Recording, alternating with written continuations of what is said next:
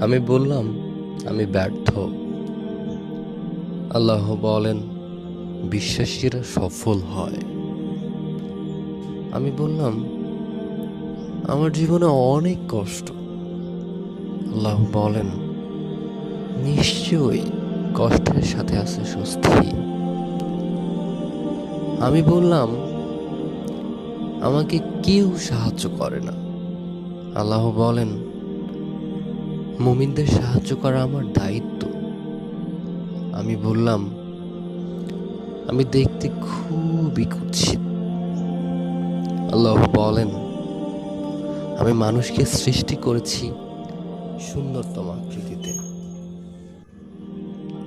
আমি বললাম আমার সাথে কেউ নেই। আল্লাহ বলেন ভয় করো না, আমি মুমিনদের সাথে সব সময় আছি। আমি বললাম আমার পাপ অনেক বেশি। আল্লাহ বলেন আমি তওবাকারীদের ভালোবাসি। আমি বললাম আমি সব সময় অসুস্থ থাকি। আল্লাহ বলেন আমি কোরআনকে সকল রোগের নিরাময় হিসেবে পাঠিয়েছি।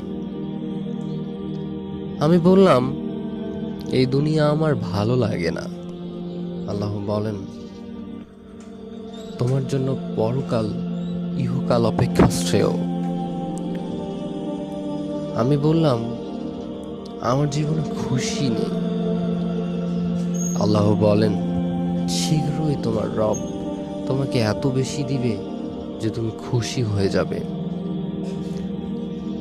আমি বললাম আমি সব সময় হতাশ। আল্লাহ বলেন আর তোমরা হতাশ হইও না, দুঃখ করো না। আমি বললাম আমার কেউ নেই।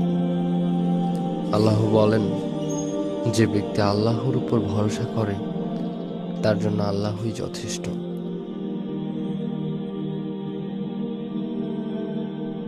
এত নেয়ামতের ভান্ডারের মধ্যে আমরা থাকার পরেও সন্তুষ্ট চিত্তে আমরা আল্লাহর নিকট শুকরিয়া জ্ঞাপন করি না।